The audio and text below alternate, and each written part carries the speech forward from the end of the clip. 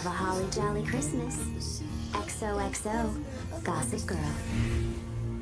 Hi guys, it's Lauren Daisy. Welcome back to my channel, and today we're going to be trying to answer the question, who is the richest character in Gossip Girl? Because obviously we have a lot of different levels of wealth. We have new money, old money, we have like poor, which is definitely not. But yeah, that's what we're going to do today. That's what we're going to have a look at. I've tried to kind of think about this based on things we get told in the show. It's also tricky because their wealth does kind of fluctuate throughout the show. And like obviously Dan and Jenny start off in Brooklyn, and then we end up with Dan being a bestseller at the end. So I'm going to kind of talk about things from within the show, but ultimately we're going to be talking about at the end of the show who ends up being the richest character in Gossip Girl.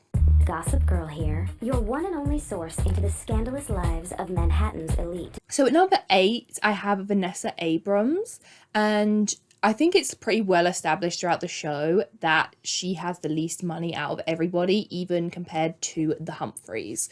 She has her own apartment that she lives in, so she gets money there, from working. She works in the coffee shop when we first meet her. Then she goes to work in the cafe at Rufus's gallery.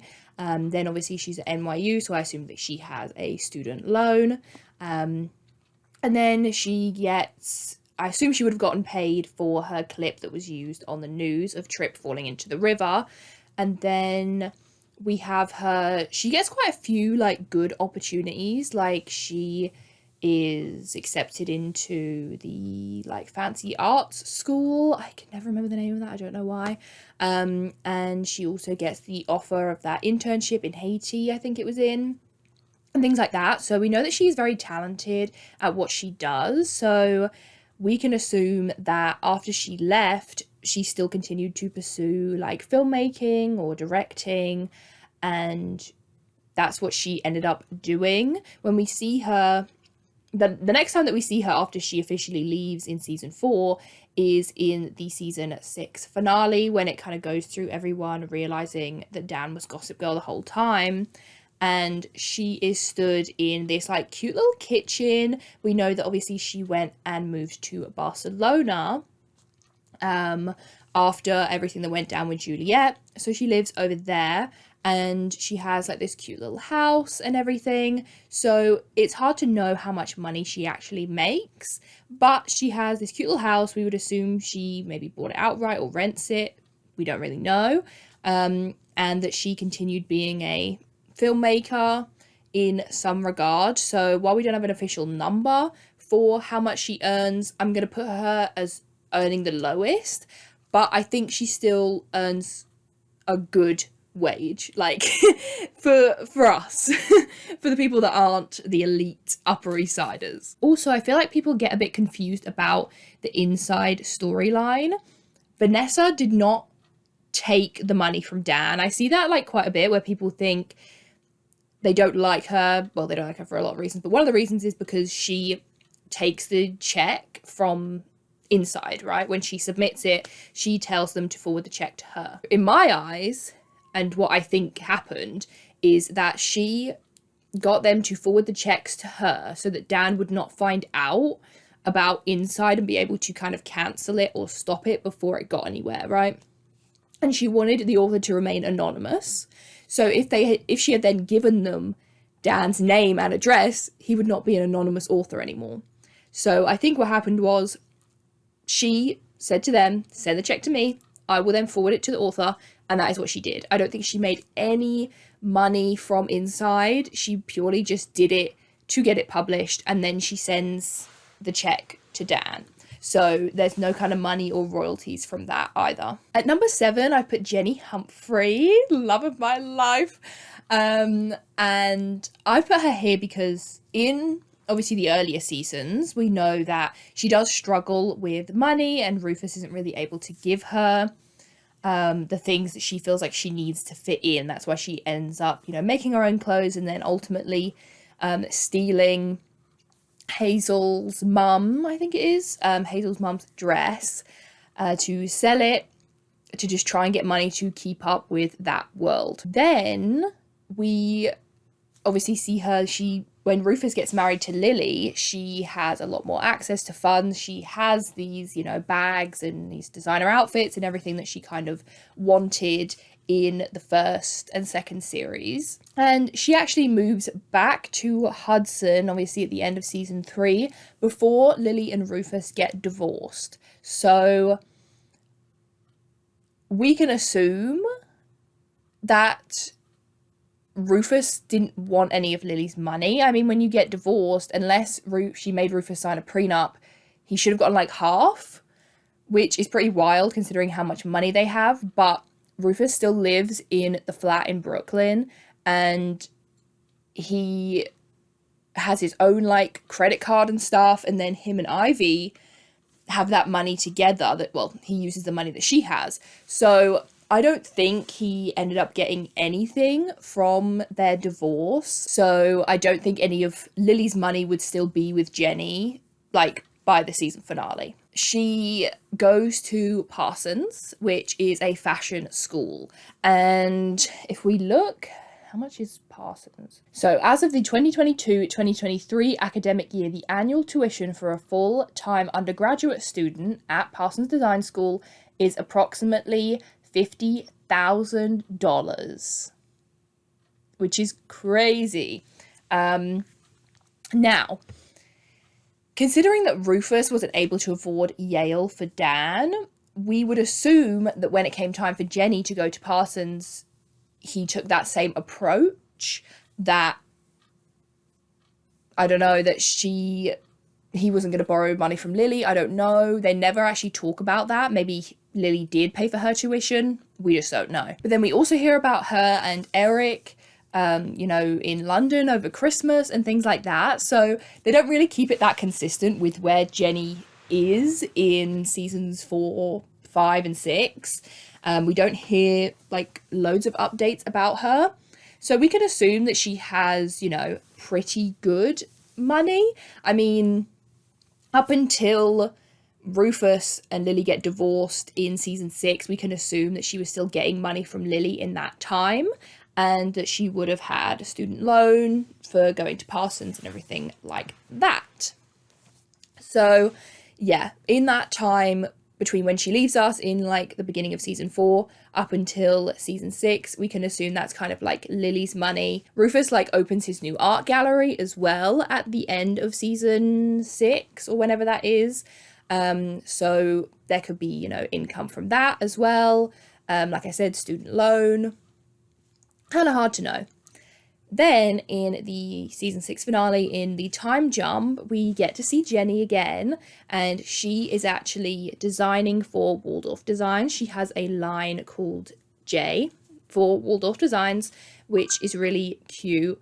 I loved that they put that little nod in there, and she obviously ends up designing Serena's wedding dress, which was absolutely gorgeous. So we can assume that obviously, Waldorf Designs is couture, like it is high-end fashion. And to be a designer and have your actual name and everything associated with that collection, we would assume pays pretty well. So she's a known, respected, high fashion designer, which is really cool. And we can assume, like I said, pays well. Not that she would get any money from like Dan and stuff, but she obviously, by being Dan's sister, is now kind of married into the Woodsen Rhodes and all that stuff again. So I would say it's pretty safe to assume she has financial security for life. But in terms of just her money that she earns on her own, I think she's probably doing quite well. We assume she lives in New York, working with, Blair and Waldorf Designs, so she can afford a place in New York. And yeah, we assume that pays pretty well. And yeah, I think she lives a nice life. I think Jenny, in the season 6 finale, she's living a nice life. She has, good financial security. and she's doing well for herself, which I love that for Jenny. But yes, she's at number 7. So then at number 6 I have Dan Humphrey, and the reason that I put him above Jenny is kind of, because he ended up marrying Serena, but also just aside from that, he got a lot of money from his Vanity Fair articles and from his book, to the point where we see in season 6 that he's able to afford an apartment in Serena's apartment building. And we know the kind of money that the Rhodes family has and what it would cost to live in that kind of apartment building. Like, that is big bucks. So we know that he got a pretty hefty paycheck for that. And then we can assume that he, continued writing, wrote more books, maybe even like a book about being Gossip Girl, who knows. I think he would be doing pretty well for himself. Obviously, like, he then also marries Serena, but I think even just on his own, he would have had a lot of financial security, and that's why I put him above Jenny, because I don't think there's probably much in it between the two of them. But I think, him being like a New York Times bestseller, and would still be getting like the royalties from Inside, and then whatever books he decided to write after that as well. Maybe he and Serena like live in the apartment he bought, or he rents it, or he sold it, which would also, be a big chunk of change. So yeah, I think from where we see them, obviously in season 1, when Dan was riding the bus to school and taking the subway, and him and Serena's budget for Christmas was like $50, and he then, is struggling to afford Yale and ends up going to NYU and everything like that. I think he definitely came a long way financially. And in season 6, even though he's still like number 6 on our list, I think he's still doing very well for himself. At number 5, we have Georgina Sparks. And we don't know that much about her kind of upbringing. We know that her parents are obviously very rich. I think they say about like cutting her off and stuff because of her behavior. So I feel like you can kind of take that out of the equation when talking about her wealth, because it's obvious that her parents weren't supporting her financially, like when she had her baby and everything, because she kind of came back and was staying at Dan's place. And then she ends up marrying Philip Becker, I think he's called, the kind of love interest we see for her. She ends up marrying him for his money. So I think, we can assume her parents have nothing to do with her anymore. But she obviously would have been quite wealthy prior to that. And then, when she returns, she marries him for his money and then also divorces him. And he was quite smitten with her, so I'm going to assume he didn't make her sign a prenup, so she got half of his money. I also assume that with Dan being paid a good amount of money, she was also paid a good amount of money for Inside Out, for the chapters, because she was kind of his like publisher type thing. He ran everything by her. She kind of set up the deals and everything. So I would assume, again, she also got a good amount of money from that.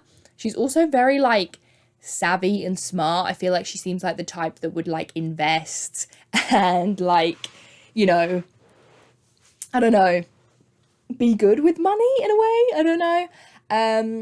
And also, obviously, at the end, in the series finale, she is with Jack. And Jack is the head of Bass Industries Australia. So we know that he also is very rich. And if she married this Philip guy for money, and then she actually did like Jack, I would assume they would have gotten married at some point. And then she would also have access to Bass money as well, which, as we know, is big, big money. I haven't actually watched season 2 of the Gossip Girl reboot yet, which I know that she is in, so I am excited to see that. I did see in season 1, we saw Milo and we see Georgina's house, like some of it, and she has this really huge like library with all these pictures and stuff. So like we can assume that she has money. In the pictures I've seen of her in season 2, she's dressed very nicely. So yeah, we can assume that she had money. I don't know if she stayed with Jack. I don't know if they talk about that in the season 2 reboot. I really hope they stayed together because I thought they were a really good couple. But yeah, I have yet to watch that. So I'm not sure. But it looks like she still has money.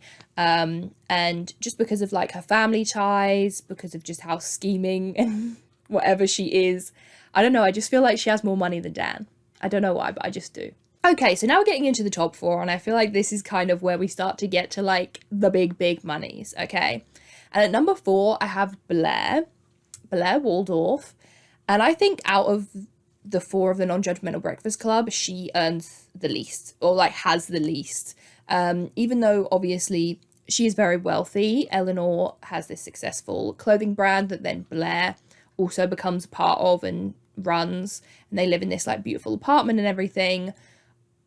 I still think she has less money than the other 3. I mean, there's absolutely no doubt that she will have a trust fund from Eleanor, who, as I said, successful designer, and also Cyrus, you know, he was a very successful lawyer, so he also has money. And obviously she does end up marrying Chuck, which, like I said, Bass money is big money. But yeah, even not counting her marriage to Chuck, I think with her trust fund, with her share in Waldorf Designs and her job there as like, I don't know if she's CEO, I can't remember what she ends up being, but that, like I said, would pay very well. And she still lives in the Waldorf apartment. We see that in the series finale, I think.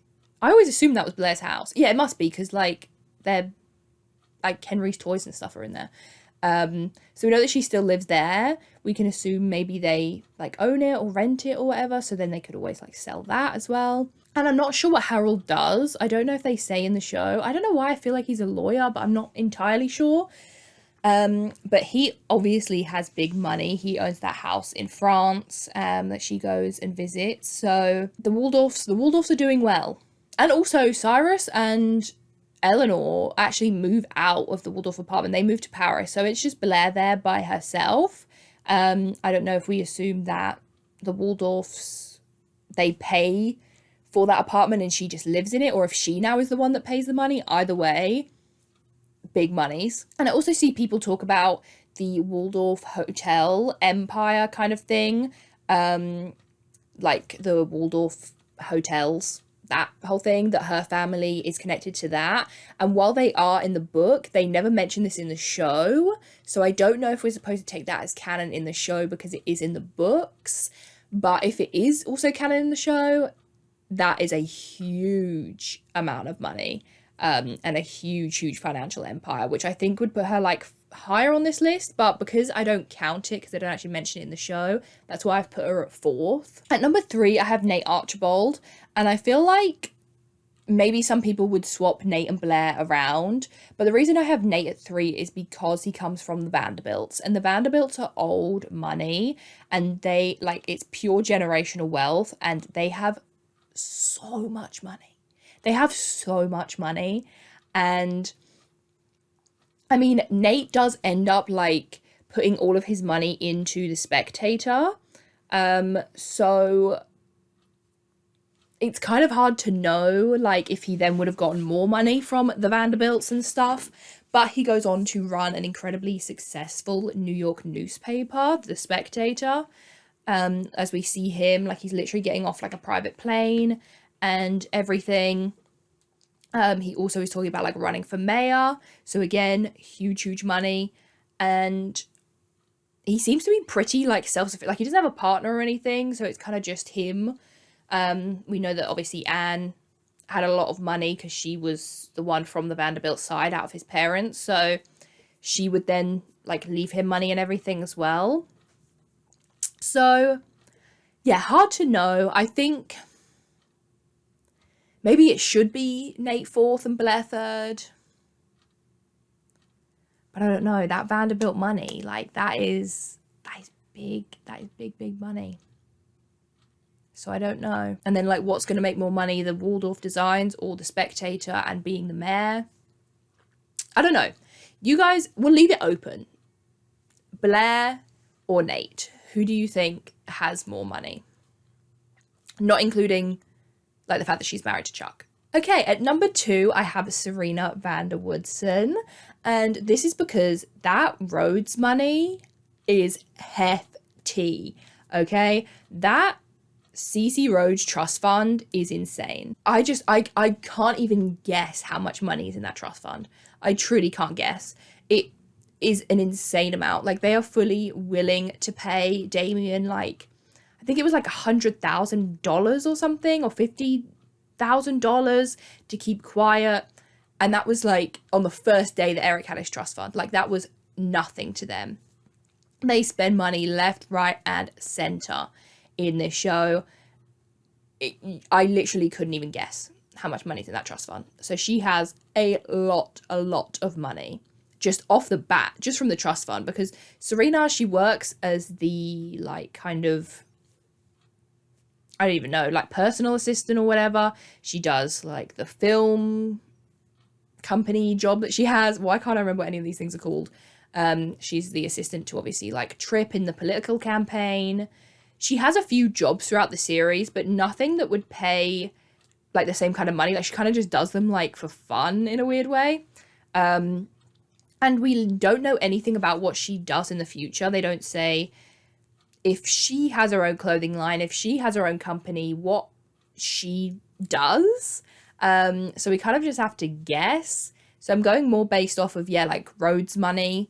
Maybe she started her own film production. Maybe she's an actress. Maybe sells something. I have no idea. So yeah, the trust fund that she got from Cece is hefty. Not to mention the fact that William is a very, very rich doctor. He's dodgy business, but because he is back with Lily, we can assume they got remarried or whatever, and now that money is back, and that money will go to Serena and Eric. Not to mention how many husbands Lily has had, and the money she has, like, collected from those different divorces, as well as the money that she won back from Ivy when Cece passed away. So she has a shit ton of money, which means that Serena, in turn, has a shit ton of money. Like, insane. In the millions and millions. I don't think they're billionaires, but definitely multi-millionaires, I would say. And at number 1, I have Chuck Bass. Yes, Charles Bass. He, I believe, has been called a billionaire. I definitely know that Bart was called a self-made billionaire, and because he got everything when Bart died, that then makes Chuck a billionaire. But I think he might have even been called a billionaire, like, before that. So yeah, that instantly puts him at the top of this list, because no one else in this show is in the billions except for Chuck. This man is, like, full on, I think they call him, like, the youngest billionaire or something when Bart dies, and then he gets all of his money. So not only did he inherit Bart's money, but obviously he inherited Bass Industries, which is, again, a multi-million or, like, you know, $1 billion company. We know that they have, like, they have multiple locations worldwide, like Bass Australia, Bass Russia, or wherever Bart was going to send him to. So there is income from all of that as well. We know that he obviously owns the Empire Hotel, but also the Palace Hotel and Victrola. And those are only the places that we know about. I don't know if he ended up buying that bar as well, like when that whole thing with Vanessa happened. So he definitely has lots of different properties within Bass Industries. So this man has insane money. Not to mention the fact that he paid Blair's dowry. And we know that Blair's dowry was going to bankrupt the Waldorfs. Like, they would have been done. But Chuck could pay it. And it took him a little while to, like, I don't even know if it was financially recover, but, like, his money was kind of tied up in that for a little bit, because he couldn't help Nate with The Spectator. But yeah, he was able to pay that and then still be financially fine after that, and it didn't, you know, ruin Bass Industries or anything. So this man has serious money. He has serious money. So yeah, I think it is definitely undeniable that Chuck is the richest character in Gossip Girl. I suppose the others, like I said, are kind of up for debate a little bit. Let me know in the comments if you agree with my ranking of them. And yeah, that is it for today's video. So insane. Like, the amount of money these people have is actually so insane. Like, when I was watching the Gossip Girl Christmas episode the other day, Serena, literally the first gift that she gives Dan before they decide to put a cap of $50 on is a Patek Philippe watch. Like, that's like a $30,000 watch that she just gave to him. Like, it was nothing. Like, it was nothing. Insane. And she was just gonna rent that apartment in LA. She was just gonna do it. Like, she was just gonna do it with her trust fund. She was just gonna rent that apartment in LA. Like, they just throw all these lavish parties. Like, you think about how much these parties cost to throw, like with alcohol and food and all the guests. They're constantly wearing Gucci, Chanel, Prada, like these really expensive clothing brands. The level of money these people have is insane. It's insane. And I think, like, when Charlie had access to Lola's trust fund, Max blackmailed her for like $500,000 or something, and she was going to be able to get it from the trust fund. So I have no idea how much is in those trust funds, but these characters they are definitely New York's elite, 100%. So yeah, it's so crazy to think, because there are people out there that actually live like this. So crazy. Anyway, let me know what you guys think of my ranking, if you agree. If you don't, or there's something else you remember from the show, then please let me know in the comments, and I will see you guys in my next video. Bye. Merry Christmas, bitches.